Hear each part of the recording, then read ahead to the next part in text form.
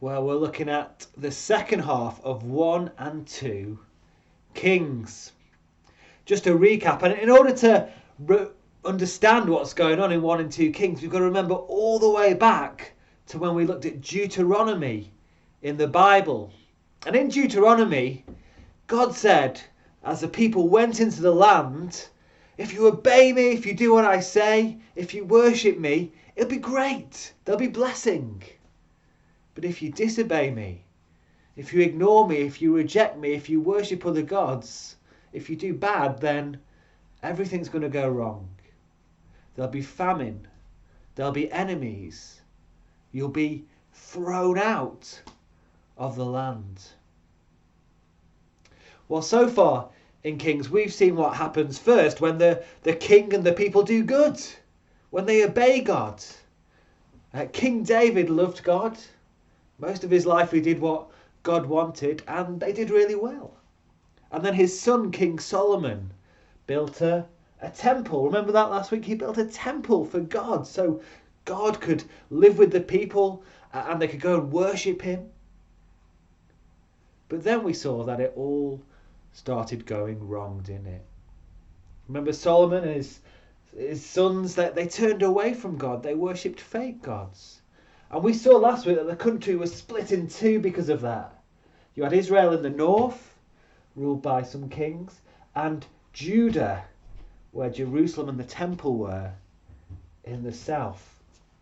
We saw that all the kings in the north were bad, all 20, thumbs down. Some in the south were good, some were bad. Well, all these bad kings in the north, they didn't follow God. They worshipped the golden calves, and when the prophets, like Elijah and Elisha, told them to come back to God, they ignored them. They attacked them. And so God sent an army, the Assyrian army, not the Syrian army, the Assyrian army from up there, to come and attack them. And the army came and they beat the Israelite army. And what they did is they took all the people who lived in Israel and took them away to a foreign land. And instead they put lots of other people into Israel. These other people were from all different countries, worshipped all of the gods, and they became known as the Samaritans. So that's what happened in Israel in the north. Assyria came, beat them, and the north was no more. And then Assyria thought, I know, we'll attack Jerusalem as well. They came down to come and attack Jerusalem. They burnt through the villages. They came to Jerusalem. They were knocking on the door, let us in. We're going to beat you. And the king at the time was King Hezekiah. So there's the army, and they're saying to Hezekiah, don't trust God, we're stronger than God. Trust us, let us in, surrender, we'll make things fine. What can your God do to help you?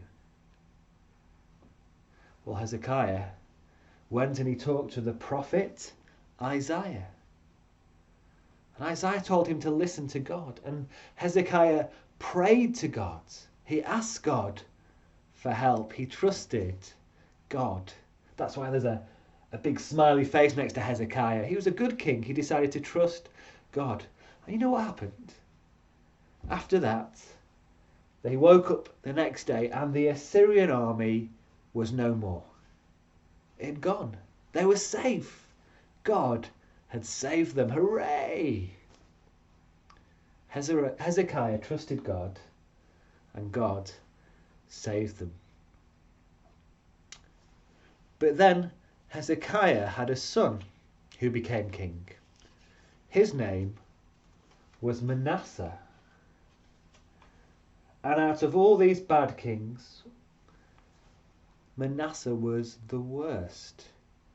He was an awful piece of work. He ignored God. He let loads of horrible things happen in God's country. They worshipped all kind of other gods. And it says, let me read what it says. Manasseh led the people astray. They did more evil than the nations the Lord had destroyed before the Israelites. He made them even more evil than everyone else. And because of Manasseh, God said, enough is enough. That's it, no more. I am going to wipe you out. Isn't that really sad? After being patient for hundreds and thousands of years, God was going to judge them. Manasseh and the people were so evil. It was too late. Even the good kings after Manasseh couldn't turn things round. And so God sent another army, the Babylonian army, to attack them. They destroyed the towns in Judah. They came to Jerusalem. They took the king prisoner. And really sadly, they destroyed the temple. And they took the people away in chains. Just like God had said in Deuteronomy, if you do evil and don't follow me, you'll be taken away. It's a bit sad, isn't it? And that's what I think 2 Kings teaches us.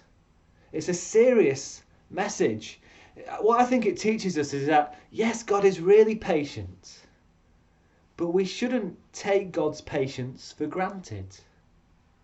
If we keep ignoring and rejecting God and doing things that he says are wrong, eventually it'll be too late. It'll be too late even to be forgiven. That's what I think 2 Kings is about. It's serious. But it's also why I'm so glad that I've been able to hear about Jesus. I'm so glad that I've been able to put my trust in him. I'm so glad that I made a decision when I was a teenager to trust Jesus and be forgiven. And it wasn't too late. And that forgiveness is on offer for you.